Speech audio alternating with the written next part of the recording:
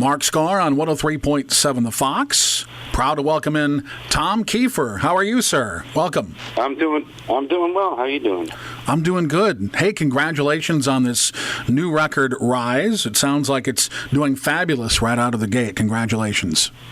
Well, thanks so much. We had a great time making the record, and we've been out doing some shows behind it and sharing some of the new stuff live and getting a great response to it all the way around. So we're looking forward to doing some more touring behind it. Yeah, and of course, this time out, you're labeled as Tom Kiefer Band. So, and the new record is Rise, as I mentioned. It's been out just a couple of weeks now, so it's all fresh. And the first thing you hit us with was The Death of Me, and what a statement. I think you could have probably called this project The Other Side of Perseverance. Well, yeah, a lot of the songs on the record have a common thread of finding strength in the adversity that we face in life. It's been a common theme for me for many years in my writing, even back with Cinderella, be it Nobody's Fool, which is about getting over heartbreak, or Somebody Save Me. I think it's, I think lyrics that come from a place that people can relate to and hopefully inspire them are the songs that have always touched me in my life. So I learned from some pretty amazing artists in the 70s when I grew up. So that's kind of the place that I write from a lot. So there's a lot of that on this record. You've done 3 videos, the aforementioned Death of Me, Vincente Cordero. That's quite an opening shot with the process of all the things you've been through, and it really strikes a chord, again, going back to the perseverance element. And the song is, and like so many tracks on the record, there's so many shades on the record. What surprised me, I guess, and probably a lot of listeners, is how heavy it is at times. Yeah, well, I think that the lyric content, that's where the songs always start for me. And I write with my wife, Savannah, with this solo stuff, both records. We've co-written all the stuff together, along with some other writers. The lyric content on this record in particular, for whatever reason, was heavy. I mean, it definitely depicts darkness, but then coming out of it. So many of the tracks, those lyrics just kind of point you in the direction of what the music should sound like, because the lyrics are the emotion, and then you got to put that in a track that really expresses that emotion. So these lyrics just, it's you kind of just connect the dots from the lyrics to the music, and that's what it felt like these songs and emotions called for on many of these tracks. So the band's a pretty aggressive band. We've been on the road for 6 years together touring, and there's a lot of angst and high energy and just pure rock and roll energy when we perform live. And it was a really great pairing of these songs with this band that's had 6 years of chemistry growing on the road. And we went in and cut this record very live to try and capture that heaviness and rawness. And a lot of this stuff is not a lot of overdubs on this record. A lot of it's very live, right off the tracking floor, including some of my vocals. We're talking with Tom Kiefer about the new record, Rise. You co-produced with your wife, Savannah, and a gentleman named Kyle O'Connor. Tell me about him. He's actually our front-of-house live engineer who's mixed the band for years. He's also a musician and a very talented producer. We first brought him in to mix the bonus tracks on the Way Life Goes Deluxe Edition because we went through a bunch of engineers that were not really getting what we wanted. So he ended up mixing the duet with Lizzie Hale of Nobody's Fool and our studio version of With a Little Help from My Friends. And that's when we first discovered that our front-of-house engineer was actually a really great studio engineer, as well as a very creative producer. So we felt like we wanted to keep it, we call it, this record was created with only people who ride on our bus. There's no outsiders at all, with the exception of in the writing process. Savannah and I co-wrote everything, and Kendra Chantel, who was actually a member of the band, we co-wrote "Touching the Divine" with her. There's only one other song that had a co-write on it, and that was the title track, which we wrote with Kiefer and Shauna Thompson from the country band Thompson Square, who are friends of ours here. So I guess they're the only ones that don't ride on our bus that were involved in the creative process. But everything else is 100% our band and our engineer. So. You mentioned that you were on tour earlier this year before the record came out. I'm sure you were able to probably test drive some of those songs live before people heard them, and I'm sure the reception was most excellent. Yeah, we were really, we put Rise in it. We put the title track in the show, and Touching the Divine is the opening song in the set this year, and we've got The Death of Me in there too. And we were really blown away by the reception, as you said, to songs live. That they're hearing them at least for the first week or so we were out. They were hearing those songs for the first time live, and the reception was great. Yeah, like I said, when I heard The Death of Me, it was just like my immediate reaction was just wow. And I'm sure when people get hit in the face with new music like that, and they've maybe or maybe not have preconceived expectations, but when they hear it for that first time, that's how it hit me anyway. And so congratulations again on that and the rest of the record. I wanted to talk about vocally too, because people are used to the rock and roll voice, but also you've got your more of your non-rock and roll voice, for lack of a better term, your natural voice, and all of that shines through where it's appropriate. Yeah, well, it's, I've got three different registers in my voice, the lower part of my range that I've used over the years to express certain emotions, and then the upper part is more the angsty, high energy one. So, really from day one, like with Nobody's Fool, there was always those two sides of it. And, speaking of Robert Plant, I think I kind of learned that from him, because he had that same kind of split voice, where he had the lower register, like that he would sing the beginning of Stairway to Heaven with, but then at the end he goes up to the higher head voice. So it's funny you mentioned him earlier to me when we were talking, and it's probably something that I learned from imitating him as a kid. So the registers it's a cool thing to have, because you can express emotions differently. And then I've got one that's kind of in the middle there that really kind of comes out in that song Waiting on the Demons. That kind of goes through like 3 register breaks for me.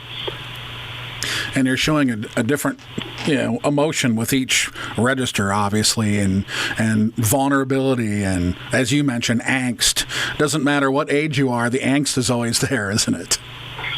I think if you love rock and roll, you want to hear angst, and if from the listener's side, I think people want to hear raw energy and angst in the rock tracks, and as a performer, that's what you want to give. It's your outlet, and it's your expression of that emotion. So, some tracks just call for just going for it. Close your eyes, step up to that mic, and just belt it, and whatever comes out. If it breaks a little bit, if it's it's just all part of the emotion. So even the imperfections, right? Yeah, particularly those. You have to learn to leave those alone sometimes. There's a fine line, and there's an art to that, and that's part of the producing, where, something might be technically correct, but it doesn't move you. And then there's something that's maybe not technically correct, but it invokes a reaction, and it moves you. And we try to land somewhere in the middle on things when you're making judgments as a producer on a performance. Obviously you don't want something that's like completely out of tune, but it's got great emotion.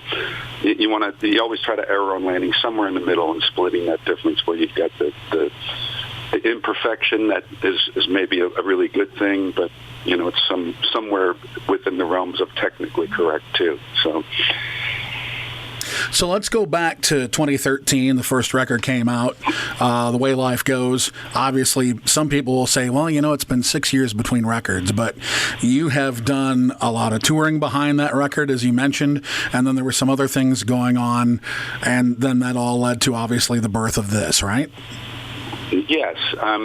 There's always a reason for why things happen. I'm not an artist that has turned out a record a year, obviously, since 1987, but Cinderella did 4 total, and I've now done 2 with my solo career here, which is now a band, as you mentioned. Mm-hmm. Yeah, I mean, I've had a lot of challenges along the way, legal battles, health issues, and particularly the biggest one that's gotten in the way a lot of times is the voice thing, where I was told I would never sing again, and I spent a lot of time learning how to do that again. So, but the distance between The Way Life Goes and this record, for the most part, the reason for that was there was a period of time that we were out really, really banging hard supporting that record, and then when that record cycle kind of ended, the band was still becoming a band and growing together and developing our chemistry, and at the same time becoming more popular on the tour trail, because we started out in very small clubs the first year, and they were half empty most of the time, or half full. Mm-hmm. We'll go on the positive there. Right. The glasses were half full, and we saw that the crowd's getting bigger and bigger. So we just, I normally wouldn't tour 6 years in a row, but part of it was supporting the record, and then it turned into like, well, let's grow this new band. Not only our chemistry musically together, but also, out as a band in the world, and turn people on to what it is that we do. And then there was a point that we reached the end of last year where it was like, you know what, it's time to make a record.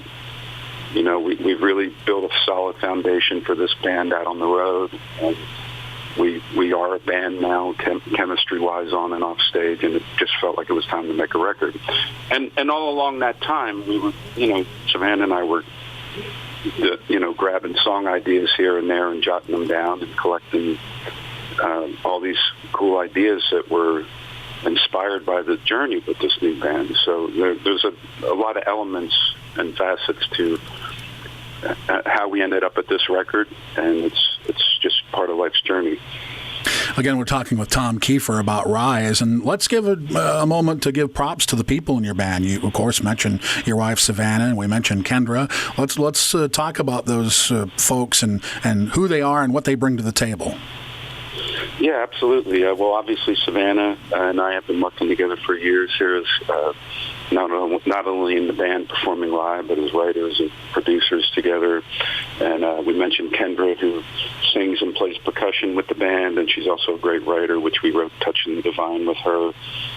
Just killer vocalist and brings so much to the performance on stage with us. Tony Higbee on guitar, who is just a true rock dog. He's got that edge and angst in his playing.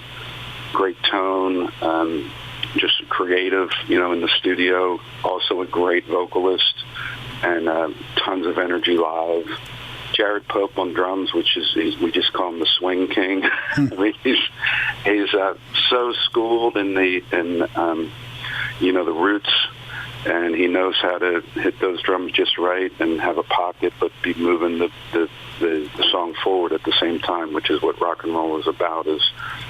And the drum, it all starts there with that drum and that groove. And Billy Mercer on bass, who is, we call him the Thunderclaw. That was dubbed the first year because his touch on those strings is just thunder, and incredible bass player. And again, much like Jared, very schooled in the roots, R&B and all the things that really kind of put the roll in the rock, if you know what I mean. Mm-hmm.